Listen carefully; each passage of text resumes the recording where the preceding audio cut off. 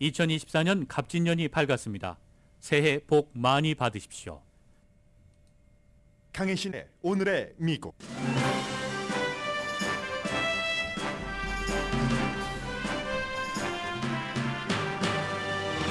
소비자 확신 지수가 2021년 12월 이후 가장 높게 올라갔습니다. 연방준비제도는 이자율 인하 시기 등을 논의하는 공개시장위원회 회의를 하고 있습니다.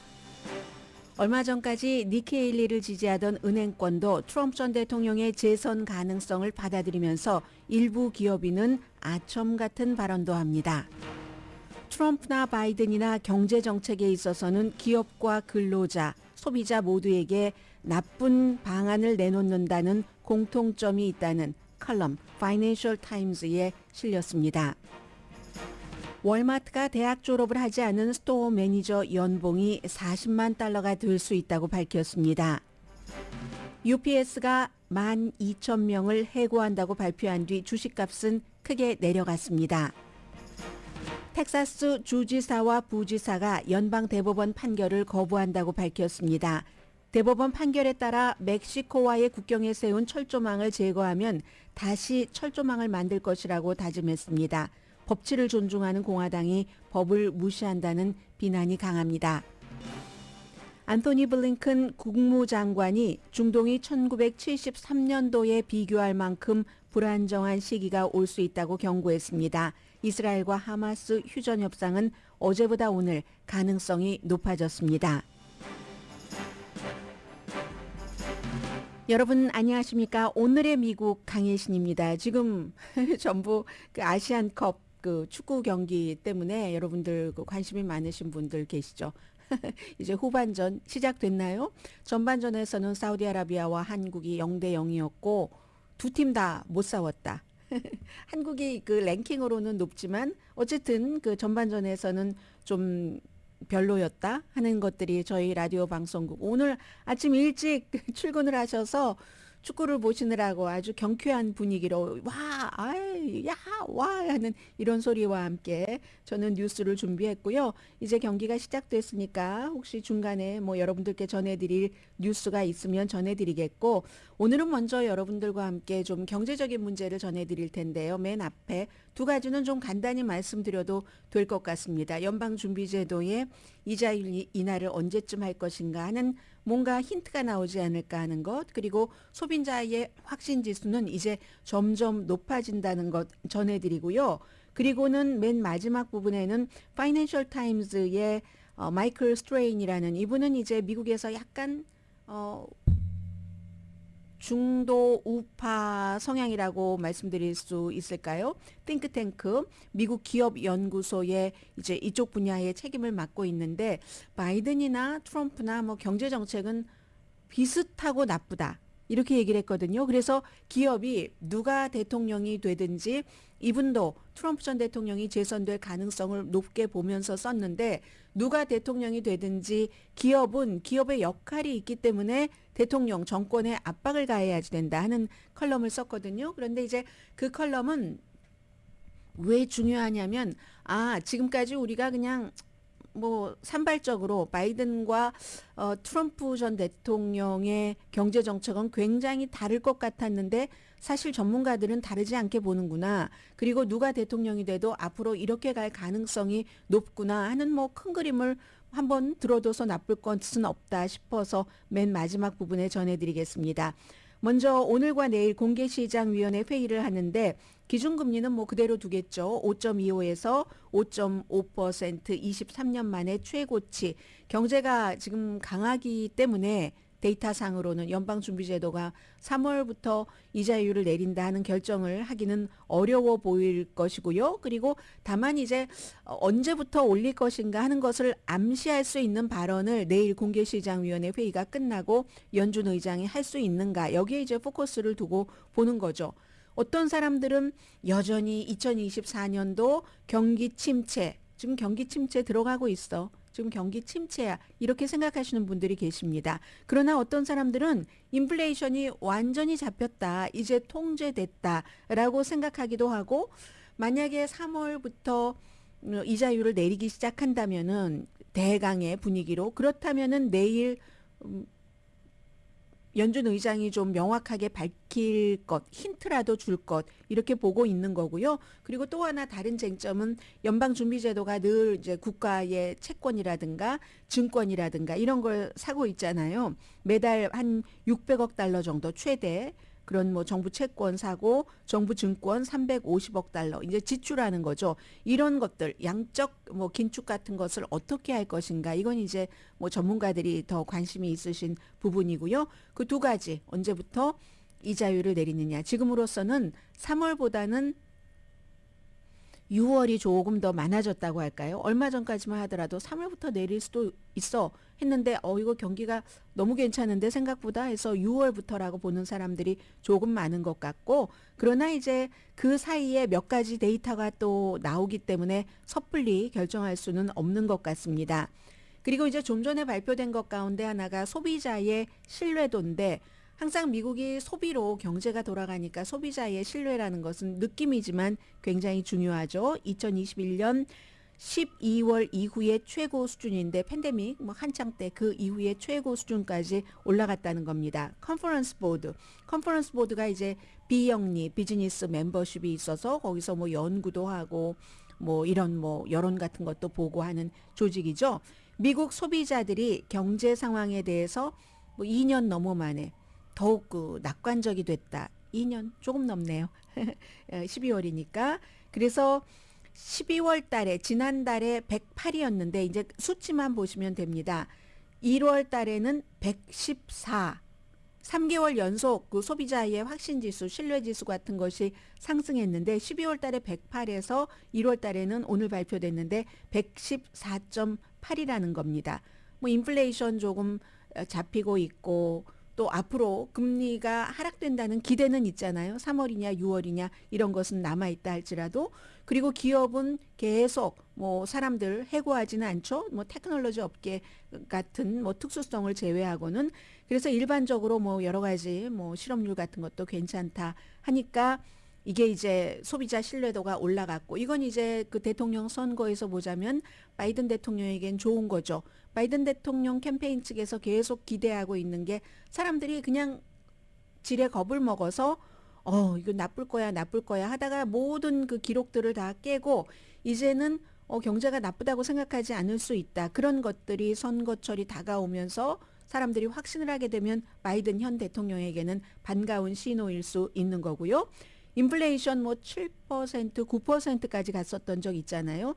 그런데 이제 이러한 것들이 많이 낮아졌기 때문에 소비자 확신 지수가 올라간 것은 또 모든 연령층에서 그랬는데요. 55세 이상의 소비자들이 가장 많이 이제 경제 괜찮은 것 같아 라고 생각을 했다고 하고 최상위 돈을 많이 버는 뭐 1년에 12만 5천 달러 이상 버는 그 가구에서만 약간 줄어들었고 나머지는 뭐 이렇게 다 소비자 확신 지수가 좋아졌다는 겁니다. 그게 이제 뭐냐면은 우리 형편이 조금 나아졌는데요. 뭐 형편이 조금 여유가 있어졌다는 게 물건값이 좀 싸지고 했으니까 지갑이 뭐 전에는 털어도 전혀 남는 게 없었는데 조금씩 이제 남는다. 뭐 이런 생각을 하는 사람이 많고요. 그리고 컨퍼런스 보드뿐만이 아니라 갤럽의 경제 신뢰 지수라는 역시 컨피던스 인덱스입니다. 여기서도 역시 지난 2년 사이에 미국 경제에 대해서 소비자들이 가장 높은 자신감 같은 것을 갖고 있습니다. 그럼에도 불구하고 여전히 물가가 또 올라갈지도 몰라 하도 되어서 몇 년 동안 그런 걱정들은 여전히 하고 있다 하는 얘기입니다. 그리고 이제 지금부터는 어메리칸 그 엔터프라이즈 인스티튜트 미국 기업 연구소 공공정책 그 연구하는 중도 우파의 띵크탱크의 정책국장입니다. 경제정책국장이죠. 마이클 스트레인 씨가 파이낸셜 타임즈의 어피니언을 썼는데 그 글을 좀 소개를 해드리겠습니다. 바이든과 트럼프는 경제에 관해서 쓴 칼럼인데 여러 면에서 여러 이슈에서 굉장히 다르지만 두 사람 다 공통적인 것은 경제 정책에 대해서 지난 수십 년 동안 이어져 온 정부의 경제 정책을 거부한다. 신자유주의 같은 거, 레이건 시대에 있었던 이런 자유 기업에 많은 것을 뭐 부여하고 하는 그런 정책을 두 사람 다 거부한다는 겁니다.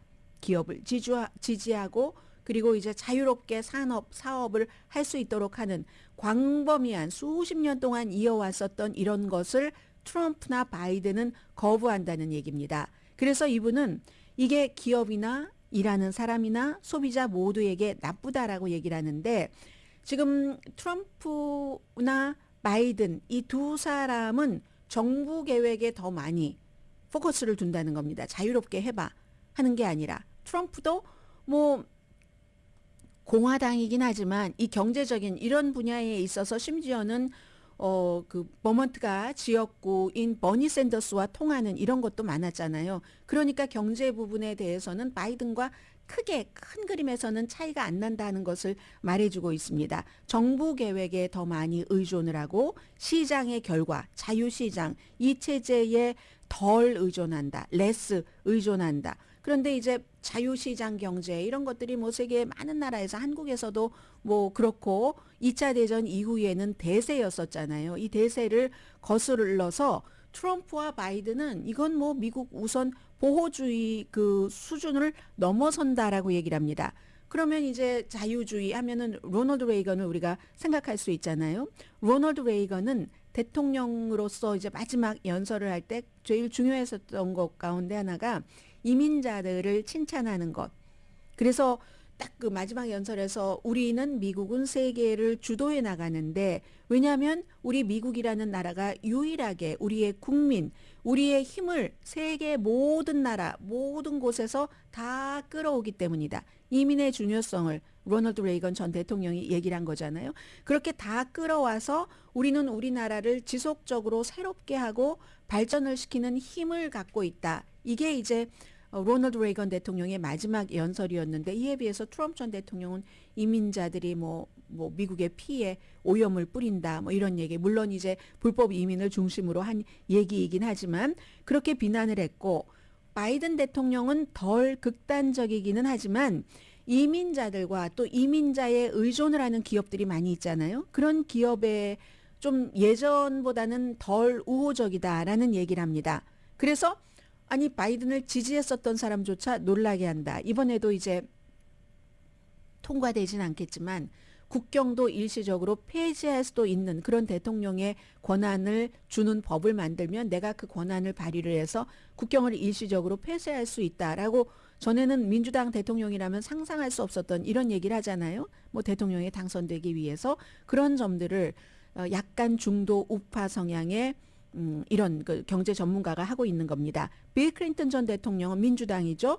큰 정부 시대는 끝났다. 그러니까 이제 다 알아서 할 것은 뭐 자유롭게 알아서 해라. 이렇게 선언을 했는데 같은 민주당인데 바이든 대통령은 대기업은 나쁘다. 이건 저기 민주당에서 가장 좌측에 있는 엘리자베스 워렌 연방 상원 의원 같은 사람이 하는 얘기잖아요. 기업은 사람이 아니다.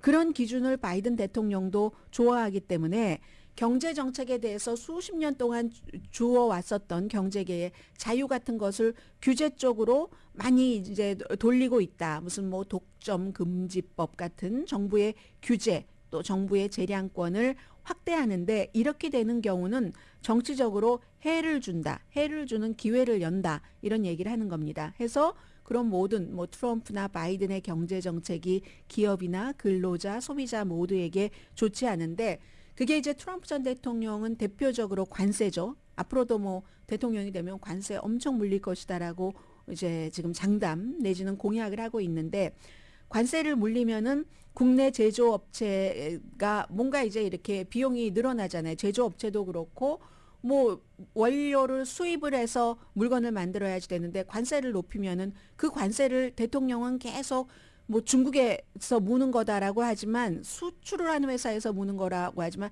아니거든요. 멕시코에 장벽을 세면 그 돈을 멕시코가 낸다고 하지만 아니잖아요. 미국이 내는 거죠. 어차피 미국 사람들이 내니까 제조업체도 이제 생산에 그 원료를 수입하고 할 때 그 중간 비용이 높아지고 그리고 또 다른 나라가 그렇게 관세를 부과하면 보복을 하잖아요. 프랑스의 뭐 와인을 우리가 관세를 엄청 그 당시에 높였다 하면은 프랑스도 미국에서 수입하는 것에 대해서 또다시 이제 보복을 하고 그런 것들이 있고, 소비자들은 그럼 수입 재료로 만든 물건을 비싸게 사야지 되고 수입품 자체도 비싸게 사야지 되고, 그런 것들 해서 이제 뭐 결국은 제조업 같은 것도 고용이 줄어들 수 있고, 이런 것. 이제 이게 트럼프의 관세에 대해서 나온 결과라고 하면은, 바이든 대통령 두 번째 임기에는 트럼프가 대통령이 되던 바이든이 되던 모두 또 미국의 장기적인 그 재정 불균형 같은 것 있잖아요. 뭐 돈이 우리가 계속 적자니까 그런 것을 위해서는 진지한 조치는 취하지 않을 것으로 보인다라고 얘기를 합니다. 예를 들어서 국가의 장기 이 빚에 아주 큰 영향을 미치는 프로그램, 사회보장 프로그램이죠. 메디케어. 여기에 대해서 좀 지출을 줄인다던가 하는 것에는 두 사람 다 반대한다라고 얘기하면서, 역시 그 공화당 그 전 대통령의 말을 인용을 합니다. 부시 대통령, 조지 부시 대통령이 2001년도 취임을 할 때 취임사에서 이런 말을 했다는 것을 강조를 합니다. 미국은 개인적인 책임이 굉장히 중요하고 그런 책임이 있도록 기대를 해야지만 되는 나라입니다. 책임을 져야지 된다 하는 것을 중요하게 생각하는 것은 사람들의 양심을 불러일으키는 것이다. 물론 뭐 책임지자 하면은 어느 부분에는 희생이 따르지만, 희생이 필요하기는 하지만 그런 희생에 따른 뭔가 책임을 조금씩 짐으로 인해서 더 큰 성취를 가져온다. 이렇게 얘기를 했는데, 트럼프나 바이든은 전현직 대통령은 모두 뭐 개인적인 책임을 좀 지게 물게 하는 것, 이런 것을 편안하게 생각하지 않고, 대신에 이제 뭐 누구를 이게 왜 그래? 뭐 적자 나는 것도 메우려면 저 사람이 잘못해서 그래. 저 이민자들이 잘못이야. 그런 불만과 피해 의식과 그럼으로 인해서 또 이제 계급 간의 분열 같은 거, 이런 것들을 더 좋아하는 것 같다라고 얘기를 합니다. 그리고 트럼프 전 대통령은 기본적인 사회 안정에도 위협이 된다. 왜 경제를 말하면서 사회를 말하는가 설명을 합니다. 2024년도 올해에 정치적인 폭력이 발생할 가능성이 불편할 정도로 높다. 경제계도 정치가 불안정하면은 그 경제가 잘 돌아가지 않잖아요. 왜냐하면 만약에 트럼프 전 대통령이 질 경우 이것도 부정선거다 하면서 어떤 그 믿음 같은 것을 훼손할 것이 분명하고, 또 선거 캠페인 내내 인종과 계급에 대해서 미국을 분열시키려는 노력, 그로 인해서 이제 화난 사람 다 나에게 모여라 하는 그 노력 덕분에 또 대통령이 된다면은 국제동맹 약화시키고 심지어 나토에서는 뭐 탈퇴할 가능성도 높고, 추가 법인세를 또 인하하는 거, 기업에 대한 세금을 또 내려줄 수 있죠. 지난번 임기 때 썼던 것처럼. 그런 부분은 기업들이 좋아할 수도 있지만, 환영할 수 있지만, 그러나 조금 추가로 세금을 깎아받아서 좋은 그 부분과 굉장한 대규모 국내 외적인 불안정, 이걸 둘 중에 하나를 선택을 하라고 하면은 기업의 장기적인 수익도요, 너무 국내의 여러 가지 정치, 사회, 문화, 경제가 위험해지면은 절대로 우리 기업은 빠져나갈 수 있어. 계속 돈을 벌 수 있을 거야. 트럼프가 뭐 세금까지 이렇게 또 깎아줬는데 그건 환상이라고 얘기합니다. 이 세상에 안정 없는 성장은 없다는 걸 강조를 합니다. 특히 이제 트럼프 전 대통령이 차기 대통령이 된다면 이 재계가 이미 고개 숙이기 시작하던데요. 고개를 숙이고 싶은 유혹에 빠질 겁니다. 그건 충분히 이해하지만 잘못된 겁니다. 기업 지도자들이 마치 칼럼니스트처럼 모든 사회 발전에 무슨 뭐 이래라 저래라 하면서 트럼프의 고개 숙이고 하는 것을 멈춰야지 됩니다. 그러나 반면에 이 비즈니스에, 사업에, 경제에 직접적인 영향을 미치는 문제에 대해서는 소리를 높여야지 됩니다. 어디 가서 사회 문제로 아부할 게 아니라 정권에, 비즈니스에 해를 주는 것에 목소리를 높여야지 됩니다.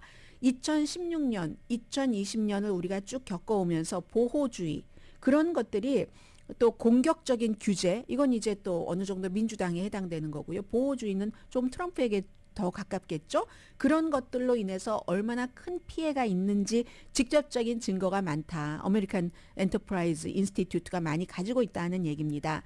그래서 기업인들은 사회에서 기업인들이 예전 같으면 기업은 기업만 돈만 벌고 정치는 정치만 하는데 이제는 그런 시대가 아닌 거예요. 이렇게 공적으로도 사회에서 자신들이 긍정적인 역할에 대해서 더 큰 목소리를 내고 특히 기업의 자유로운 시스템에 대해서 광범위하게 옹호해야지 된다. 이렇게 얘기를 합니다. 그럼으로써 뭐 미국만 잘 사는 게 아니라 돈이 또 남아 돌면 광에서 인심이 돼서 다른 나라 사람들도 빈곤에서부터 굉장히 많은 사람들을 구할 수도 있고 그리고 이제 장기적으로 또 수익을 얻기 위해서 직원들에게 더 잘해주고 그러려면은 정책이 올바라야지 되는데 이분은 중도 우파 띵크탱크이기 때문에 기업의 자율성을 지금 굉장히 강조를 하는 겁니다.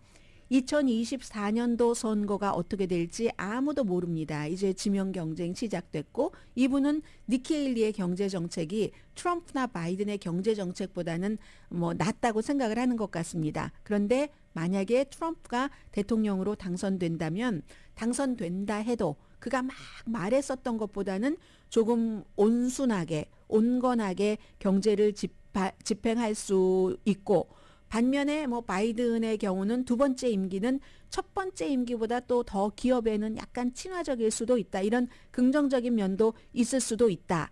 그러나 이제는 그 비즈니스 리더들이 그 정도의 편안하게 안주해서는 안 된다. 어느 정당도 보면은 트럼프와 바이든이 비슷해지고 있잖아요. 이 경제에 대해서는. 그러니까 비즈니스 업계에서는 어느 정당도 분명하게 우리 편에 서지 않는 상태다라고 결론을 내려놓고 그렇기 때문에 개별적인 정치인을 지원한다던가 개별적인 공직자, 어피니언 리더 사이에서 이렇게 좀 자유로운 경제에 대한 그 어떤 그 서클 같은 것을 그 지지 세력을 만들어서 기업의 가치, 뭐 자유, 가치 이런 것을 이어나가고 입증해야지 된다. 이건 이제 파이낸셜 타임즈에 실린 그런 그 마이클 그 스트레인이라는 전문가의 글인데요. 그렇지 않은 사람도 많죠. 또 반면에 정부가 어느 정도 이걸 그 관리를 해야지 아니면 기업이라는 것의 목적 자체가 100% 영리 목적이기 때문에 그렇게만 두면 탐욕, 그리드라는 단어가 또다시 나온다 하는 얘기도 있지만 어쨌든 오늘 저는 파이낸셜 타임즈의 이 칼럼을 소개를 해드렸습니다.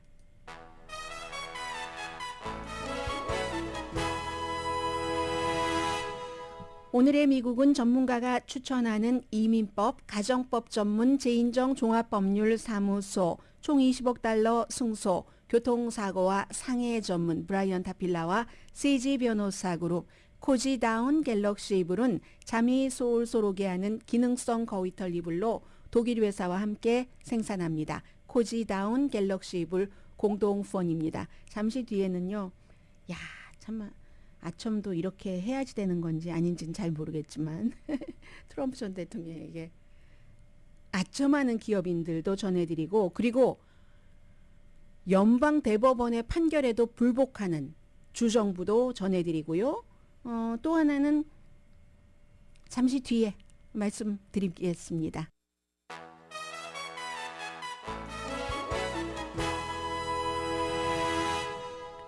라디오 서울 방송 오늘의 미국 듣고 계십니다. 자, 먼저 이 내용이 저는 조금 신선하기도 했거든요. 뭐 간단하게 전해드릴 내용인데 찰스 리틀존이라는 사람이 있는데 어제 그 5년 징역형을 선고받았거든요. 본인이 한 일로는 최대 징역형입니다. 이 사람이 누구냐면 전에 국세청 그 계약자입니다. 계약자인데 트럼프 전 대통령의 세금 보고를 딱 그러니까 말하자면 훔친 거죠. 훔쳐서 뭐 트럼프 전 대통령뿐만이 아니라 아주 부자들의 세금 데이터를 훔쳐서 트럼프 전 대통령의 그 세금 데이터를 뉴욕타임스에 줬었던 사람입니다. 2020년도 9월 달에.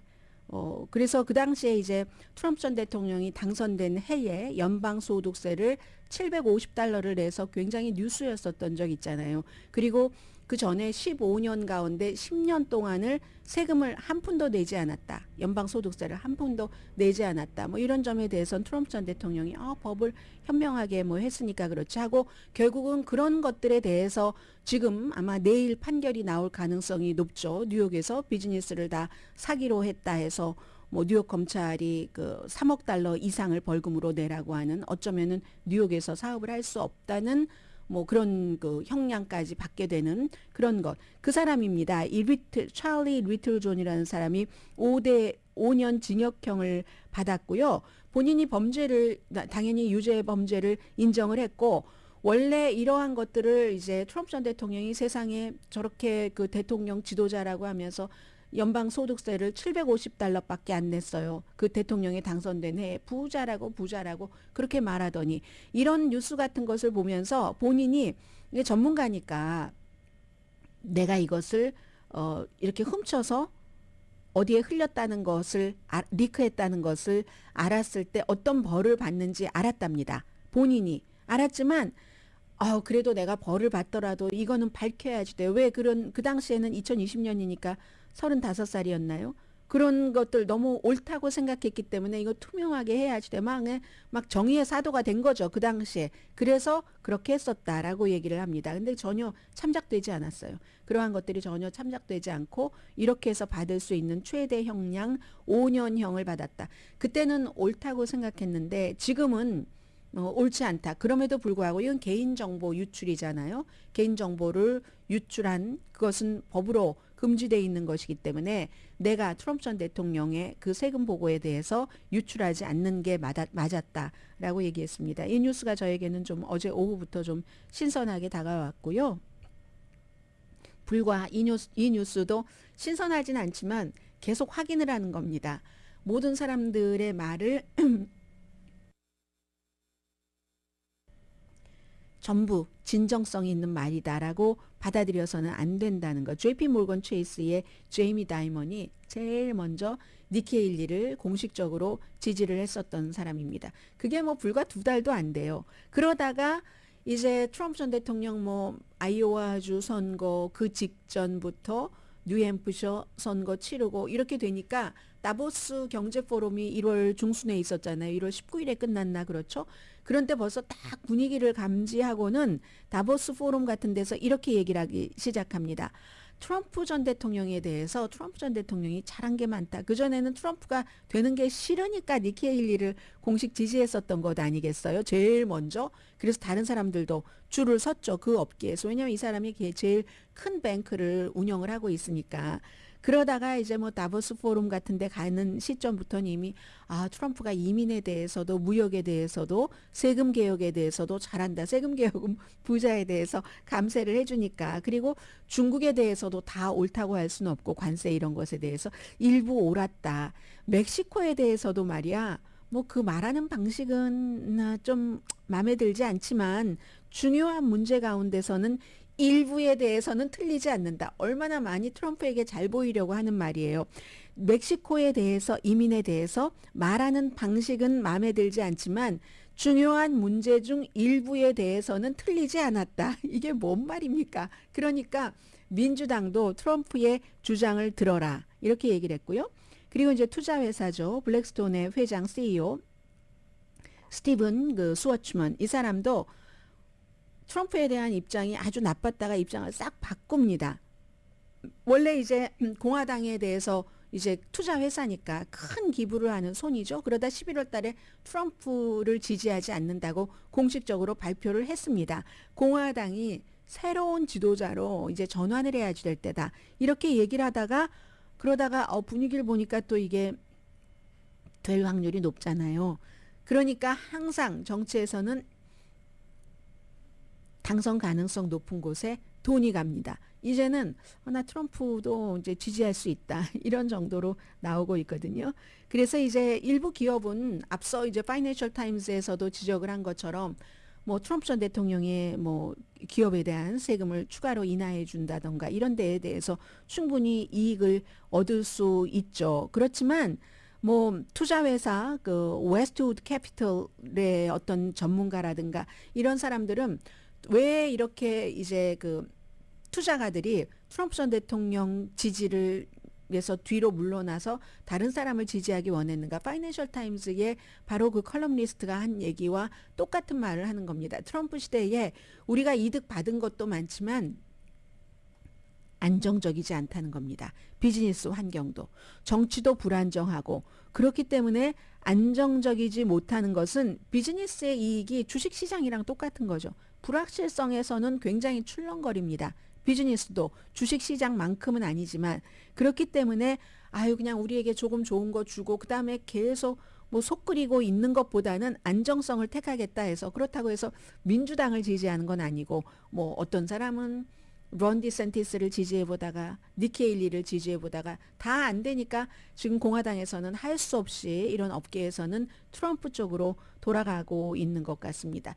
이 비즈니스에서의 안정성이라는 것은 모든 것에 있어서의 안정이죠. 뭐 가격에 있어서의 정치에 있어서의 소비자 수요 모든 종류의 안정. 왜냐하면 안정이 있어야지만 계획을 세울 수가 있잖아요. 아, 이렇고 이게 이런 정도가 되니까 우리는 물건을 이만큼 만들어서 이렇게 보면은 정부에서 이런 정책을 하니까 아, 저쪽 동네가 저쪽 주에서 수요가 높을 것 같아. 우리 것 뭐 이러면서 뭐 예를 들어 뭐 전기 자동차에 관련된 것일 수도 있고 아니면 화석 연료에 관련된 것일 수도 있잖아요. 이렇게 계획을 세우는데 트럼프 전 대통령은 예측 불가능하고 굉장히 불안정하기 때문에 장기적으로는 비즈니스에 너무 마음이 떨려서 할 수가 없다. 뭐 이런 얘기죠. 그런데 다시 트럼프 전 대통령 쪽으로 돌아가고 있습니다. 그리고 이 내용은 이건 정말 작게 보이지 않습니다. 미국이 이만큼 그 유지를 해왔었던 것은 어쨌든 이 세상에 완전한 완벽함이 없으니까 어느 정도 인정을 할 만한 정도가 되면 항상 그런 제도를 용납을 했습니다. 사람들이. 그런데 연방 대법원에서 이 텍사스주에서 막 그 철조망을 국경에 세워놓은 것 이것을 제거를 하라고 판결을 내렸잖아요. 연방 대법원이.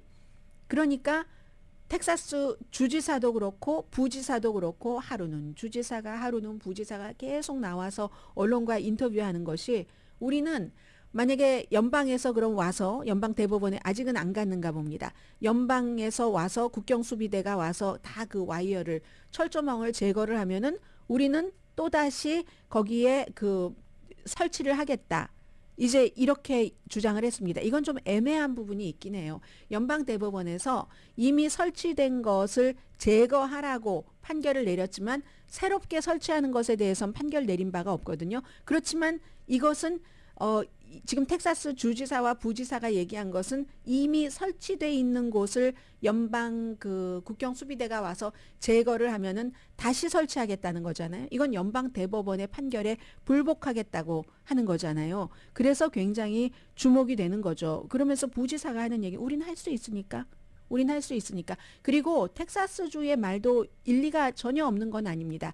우리가 이 와이어를 설치를 했더니 와이어를 철조망을 설치하기 전보다 훨씬 여기로 넘어오는 사람들이 적다. 이렇게 얘기하니까 그것은 맞지만 그래도 최종적인 결정을 연방 대법원에서 내렸다면은 대부분의 지금까지는 거의 모든 심지어 연방 정부도 우리도 그 판결에 동의하지는 않지만 판결에 따르겠습니다가 지금까지의 모든 미국의 힘이었습니다. 그런데 텍사스 주지사와 부지사가 우리는 우리가 할 수 있는 모든 곳에 전선을 설치하고 연방정부에서 그 전선을 내리면 다시 그 자리에 전선을 세우는 일을 멈추지 않을 것이다. 그들이 와서 자르면 와이어를 자르면 다시 설치를 할 것이다. 이렇게 얘기를 했거든요. 그래서 이제 이게 굉장히 걱정이 되는 부분이죠. 연방정부와 주정부가 싸우고 그리고 주정부가 연방 대법원의 판결에 따르지 않는다고 하고 이런 일들이 텍사스의 주지사와 부지사만 얘기하는 게 아닙니다. 칩 로이, 공화당, 텍사스 의원, 프리덤 코커스 멤버. 이 사람은 텍사스는 연방 대법원의 판결을 무시해야지 된다. 본인이 물론 텍사스 얘기는 해요. 그리고 오클라호마의 주지사 케빈 스티트 공화당이에요. 뭐 CNN 방송에 출연해서 제가 하는 얘기 잠깐 하는 얘기만 들었는데 특정 상황에서는 연방 대법원 판결을 무시해도 된다. 이런 불안정한 그런 그 원칙이 없는 게 어디 있겠습니까? 특정한 상황에서는 연방 대법원의 판결을 무시해도 된다. 이게 트럼프 전 대통령이 본인에게 유리한 건 받아들이고 불리한 것은 법원의 판결 다 잘못됐다고 얘기하는 것. 법원의 판결 중에서도 본인에게 유리한 판결을 내리면 옳다고 하고 불리한 판결을 내리면 아니라고 하고 하는 것과 똑같은 겁니다. 그래서 워싱턴 포스트는 이 내용을 가지고 이거는 공화당이 이제는 연방 대법원을 무시해도 좋다라고 얘기를 한다. 공화당이 now say okay to ignore Supreme Court라고 얘기하는 이거 굉장히 지금 중요한 시작입니다. 여기서 더 무너지면 자꾸자꾸 무법천지가 될 수도 있다는 얘기잖아요. 잠시 뒤에 경제 관련 뉴스 월마트에서는요. 고등학교만 졸업을 해도 고등학교 졸업 안 해도 그 상관없습니다. 대학을 졸업하지 않아도 스토어 매니저가 40만 달러까지 연봉 올릴 수 있다 하는 내용이 주목이 되던데요.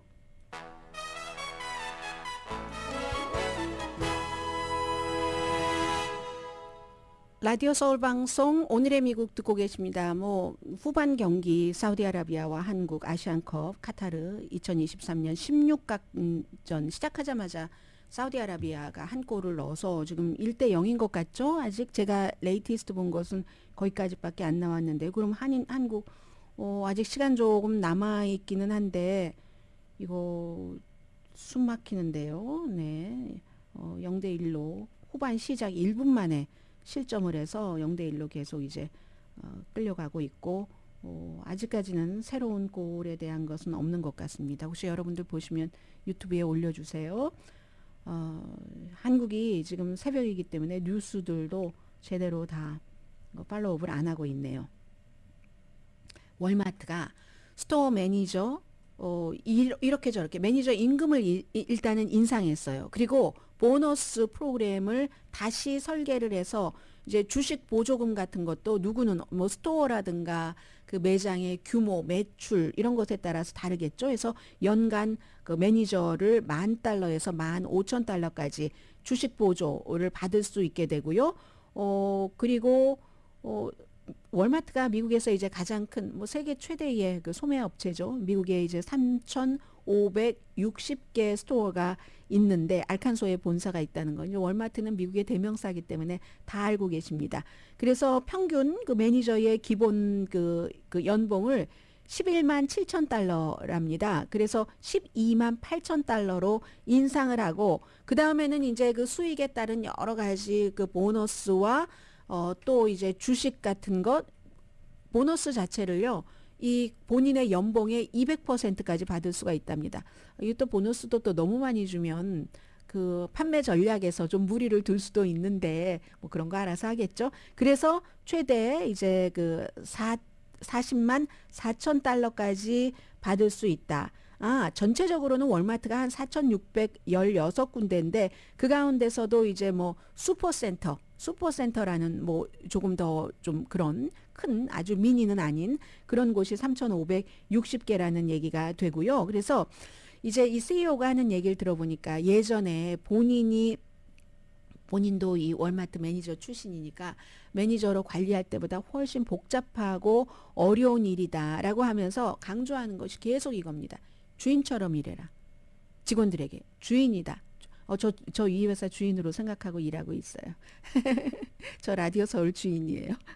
이렇게 월마트에서 모든 그 직원들에게 특히 이제 스토어 매니저쯤 되면 주인의 역할을 내가 이 회사를 가진 거야. 그 주인처럼 행동하라는 얘기를 하고 있습니다. 그래서 이제 아무튼 월마트에서 일하는 사람들 그리고 매니저의 75%는 처음에 시간당 임금을 받고 몇 시간 일하는 파트타임으로 시작을 해서 점점 이제 이 정도 매니저까지 가는데 한 5년 정도가 걸린답니다. 그래서 아무튼 그렇게 되고요. 그리고 일반 직원들도 월마트 주식을 살 수 있도록 해서 회사에서 월마트 주식을 사면은 15%를 매칭 펀드를 해준답니다. 그래서 일반 직원들이 월마트 그 주식을 살 수 있는 연간 상한선은 $1,800. 그런데 이제 어쨌든 뭐 일반 사람들도 $1,800까지 주식은 살 수 있다 하는데 매니저가 뭐 적어도 뭐 몇천 명은 최고 1년에 40만 달러까지 받을 수 있다 하면은 그 최고와 그냥 그 최저 임금 사이에 또 나름대로 또 그 월마트 안에서의 어떤 그 봉급의 격차라고 할까요? 그런 것들이 너무 크다 뭐 이런 문제는 있다고 하지만 어쨌든 대학교를 다니려면 돈을 많이 내야지 되잖아요. 그런 것들 내지 않고 연봉이 그 정도까지 될 수 있다 하면은 굉장히 좋은 거죠. 제가 지금 월마트 지금 주식값이 어떻게 됐는가? ISE 한번 보려고요. 이런 발표가 나오고 뭐 그냥 그러네요. 제가 다른 곳을 한 것 같기도 하고 아무튼 그렇고요. 그리고 UPS 같은 경우도 요즘은 뭐 경제 뉴스에서 해고하는 내용이 많잖아요. 12,000명을 해고를 한다고 하는데 배송량이 줄어들었답니다. 뭐 꼭 UPS만 있는 게 아니니까. 그래서 12,000명을 해고하고 나면 UPS가 워낙에 이제 특히 뭐 운전자 같은 경우는 봉급 엄청나잖아요. 그래서 10억 달러 정도를 절약을 할 수 있다고 하는데 미국 내에서 날마다 어디에 배달해야지 되는 그 양이 7.4%가 뭐 줄어들었다 하는 거거든요. 뭐 4분기 매출이 1년 전보다 7.8%가 줄어들었고요. 그런데 그렇게 해서 이제 12,000명을 해고를 해요. 그런데도 매출도 줄어들고 인원도 줄이고 하는데도 배당금 또 무슨 자사주를 매입을 한다던가 이렇게 해서 주주들에게는 76억 달러를 돌려줬다 하는 얘기입니다. 아무튼 그래서 2023년도 이제 2024년도 한 달 오늘 벌써 30일이네요. 한 달 지나갔는데 2023년도는 월마트에 굉장히 힘들고 실망스러웠던 한 해였다. 이런 얘기를 하면서 물량이나 수익이나 이런 모든 것들이 다 줄어들었다 하는 거. 그래서 이제 월마트가 하는 거 아니 UPS가 하는 것이 아이들의 소리가 막 들리네요. 아이들이 어디 있죠? 여기 10층인데 제 소리 아이들 소리가 많이 들리는데 UPS가 이렇게 그 올해 직원을 일단 12,000명을 해고한다고 발표를 하면서 일주일에 그냥 재택근무하지 말고 전부 5일 내내 사무실에 와서 일해라 이런 것을 이제 직원들에게 발표를 한다고 합니다. 그래서 월마트가 아니라 UPS의 주식 같은 경우는 굉장히 줄어들던데요. 제가 7.25% 줄어들어서 지금 UPS 주식값이 주당 146달러 54센트 현재 오늘 뭐 이런 발표 나오고 나서 11달러 43센트 주당 줄어들었습니다. 자, 잠시 뒤에 오늘 사실은 미국에서 가장 중요한 뉴스 전합니다.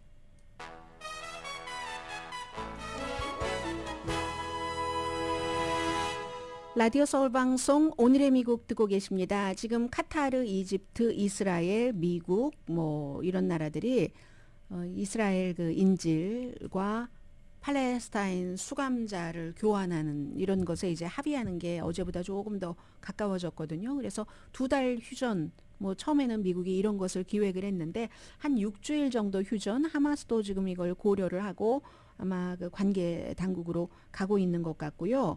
지금 외국 언론인에 대해서 이스라엘 쪽에서 무슨 통신 같은 것을 전부 차단을 했기 때문에 사실은 외부 사람들이 가자 지구에서 얼마나 심각한 그런 고통이 있는지를 더는 자세히 알 수가 없게 돼 있고요.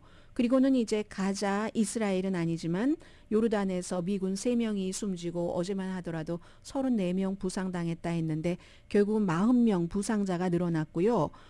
이게 이제 그 이라크가 어떻게 해서 무슨 그 뭐 드론으로 이렇게 해서 뭐 했는데 왜 그 드론을 보지 못했는가? 미군이 그 기지에서 이걸 미국 항공기로 착각을 했답니다. 그래서 격추하지 않았고 3명 그 숨진 미군은 조지아주 육군 그 예비군 소속인데 엔지니어링 회사 일부로 이제 그쪽에 어떤 그 군사적인 군용 기관 시설을 마련하는 그런 임무를 훈련을 받고 하다가 그렇게 된 것 같습니다. 그래서 이제 이란은 우리가 공격 명령을 한 것이 아니다. 이거 민병대들이 알아서 한 것이다. 뭐 이런 얘기를 했고 미국과 이제 직접 이렇게 붙을 수 있을지 이 부분이 문제인 겁니다. 미국도 지금 어느 정도까지 해야지 될지 모르니까 계속 중요하다. 뭐 국무장관이 한 번 말하고 대통령이 한 번 말하고 골을 넣은 것 같아요. 그렇죠? 지금 와 하는 소리가 나는 것을 보니까 제가 스튜디오 밖에서 아직 확인할 수가 없는데 혹시 보고 계신 분 있으면 유튜브에다가 한번 써주시면 좋겠습니다. 아무튼 지금 미국은 대통령과 국무장관이 서로 위험하다. 심지어 앤토니 블링컨 국무장관은 중동이 1973년과 비교해서 그때만큼 불안정한 시기가 올 수 있다. 그게 이제 욤키프르 전쟁이잖아요. 73년도에 뭐 이집트, 시리아가 아랍 편을 먹고 이스라엘과 싸워서 뭐 불과 얼마 지나지 않아서 수천 명이 숨지고 나중에 그때 10월 달인가 그랬는데 나중에 휴전하고 했었던 19일 만에 2,600명의 사상자가 나왔네요. 그 당시에. 그랬었던 그런 것 같다 하고 미국으로서는 미군이 숨졌기 때문에 미국은 이제 미군이 숨지면 미국 사람이 숨지면 어디까지 간다 하는 끝까지 간다. 우리 국민을 방어하는 것이 최우선 목표다 하는 것을 얘기를 하고 있기 때문에 그래서 지금 이게 지금 어디까지 지금 할 것인가 이런 중동 문제 굉장히 아주 심각한 그런 그 사태가 되고요. 그리고 또 하나 지금 시간이 조금 있는 것 같아서 말씀을 드리자면은 최근 며칠 동안 계속 얘기를 했었던 것이 이스라엘 주장을 좀 말씀을 드리겠습니다. 이스라엘이 가자에서 활동하고 있는 유엔의 구호 그 사업 단체가 이게 10월 7일 이스라엘을 공격하는 그 하마스를 지원을 했다라는 비난을 해서 결국은 뭐 미국, 영국을 포함한 8개국이 이 단체에 대해서 유엔 기구에 대해서 완전히 지금 지원을 중단한 상태잖아요. 이게 이제 그 UN, RWA, 뭐 UN, 뭐 팔레스타인 무슨 기구에서 평소에 이런 물건만을 주고 밥 같은 것 배급하고 하는 것뿐만이 아니라 난민촌에 사는 사람들이 많으니까 젊은 사람들 교육도 시키고 하잖아요. 우선 도와주시는 분들부터 불러드리는 게 맞겠습니다. 오늘의 미국은 전문가가 추천하는 이민법, 가정법 전문 재인정종합법률사무소, 총 20억 달러 승소, 교통사고와 상해 전문 브라이언 타필라와 CG 변호사 그룹, 코지다운 갤럭시 이불은 잠이 솔솔 오게 하는 기능성 거위털 이불로 독일 회사와 함께 생산합니다. 코지다운 갤럭시 이불 공동 후원이었습니다. 10시에 브라보 마이 라이프 방송됩니다. 잠시 뒤에 아주 중요한 것 하나 놓고요. 이거 한마디로 마무리하자면 이스라엘은 그 구호단체가 13,000명의 가자지구의 인원이 있는데 그 인원 가운데 몇 명이 누구는 뭐 인질을 잡는 것을 직접 가담을 했고 등등의 일을 했기 때문에 그렇다 하는 불만이고 그 불만을 서방 세계가 받아들인 거고요. 지금 김영만 선생님 골 넣었어요. 한국이 한 골을 넣어서 저렇게 소리가 컸군요. 네. 자, 여러분 이제 어떻게 돼야지 되나요?